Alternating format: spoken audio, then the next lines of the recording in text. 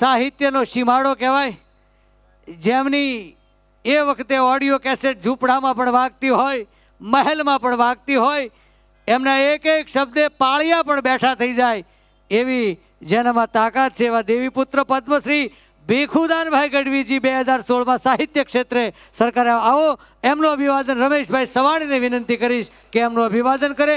ત્યારબાદ બે સાસુમાનું ભીખુદાનભાઈ અભિવાદન કરશે અને ભીખુદાનભાઈને આપણે કહેવું ન પડે એ એવા સરસ મજાના આશીર્વાદ આપશે અને એક એવું સરસ મજાનું અહીંથી રજૂ કરશે, આખું વાતાવરણ મંત્રમુગ્ધ કરી દેશે એવી જેની ભાષામાં ભભક છે, વિવેક છે એવા દેવીપુત્ર ભીખુદાનભાઈ ગઢવીજી આપણું ગૌરવ છે. આવો એમનું અભિવાદન થઈ રહ્યું છે પીપી સવાણીના આંગણે, પીપી સવાણીના ફળીએ, પીપી સવાણીના ઓટલે. ત્યારે આવો હું કાયમ માટે કહું છું, કલાકાર કભી મરતા નહીં है, उसे तो जिंदा दफनाया जाता है, कब्र खोद कर देखो तो हमेशा तालियों के इंतजार में होता है. जोरदार तालियोથી વધાવીએ આદરણીય પદ્મશ્રી ભીખુદાનભાઈ ગઢવી. હવે હું ભીખુદાનભાઈ ગઢવીને વિનંતી કરીશ કે સરોજભાઈ, શ્રીમતી સરોજબેન દાયાણી અને શ્રીમતી ગીતાબેન ટાંકનું આપ સન્માન કરો. પૂજા સવાણી પૂજા અને જાનકી ટાંકના સાસુ છે, એ લોકો એમ કહે છે કે આપના અમૂલ્ય યોગદાન માટે અમે હૃદયપૂર્વક આભારી છીએ. તમે એક સાસુમાં જ નહીં પણ અમારી મા તરીકે રહ્યા છો. મારી સાસુમાં અને સસરા કોઈ દિવસ પણ મારા પપ્પા નથી એવો અનુભવ અમને કરવા દીધો નથી. તો એવા સાસુનું આજે સન્માન થવા જઈ રહ્યું છે શ્રી પદ્મશ્રી ભીખુદાન શ્રી ગઢવીજીના હાથે. તો આજે એમને માટે જોરદાર તાળીઓ થઈ જાય.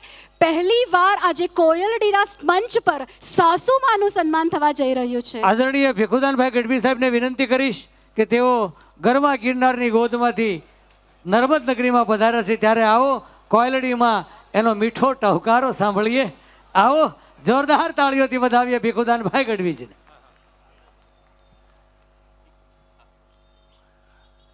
આજે આનંદ, આજે ઉછરંગ, આજ નેનોમાં ને સખી અમારા ગુજરાતમાં સુરતમાં આજ કંચન વિરહા મેં, આજ આનંદ, આજ ઉછરંગ, આજ નેનોમાં ને. આપણે ત્યાં સવાણી પરિવાર દર વર્ષે આ અદ્ભુત યજ્ઞ જેવો આ કાર્યક્રમ દીકરીઓના કન્યાદાનનો કરે છે. એમાં સવાણી પરિવારમાં મારા ખાસ મિત્ર મહેશભાઈ, વલ્લભભાઈ, રમેશભાઈ, બધા પરિવારને હું ધન્યવાદ આપું છું. પણ હવે મારે પ્રસંગોચિત બહુ વધારે બોલવું નથી, આ રીતે બોલવાની અમને ટેવ નથી. પણ આ દીકરીઓના લગ્ન ગીત છે એટલે એક લગ્ન ગીત તમને સંભળાવી દઉં સરસમાં સરસ.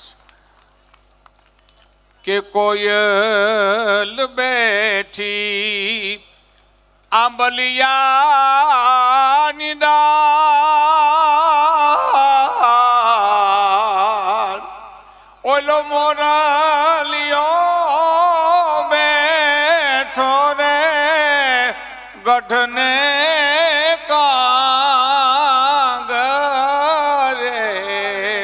માણારાજ હોશીલા વિરા ઓલી કોયલને ઉડાડો આપણ દે છોગાળા વિરા એ ઓલી અમીયલ લઈ આવો.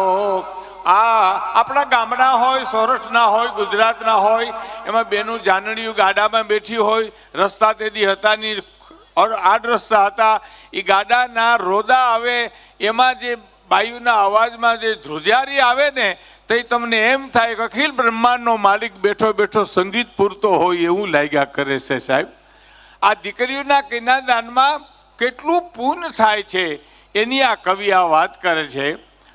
તો કોયલ માગે ચુંદડીની જોડ, મારો મોરલિયો માગે રે ગુણિયલ લાડડી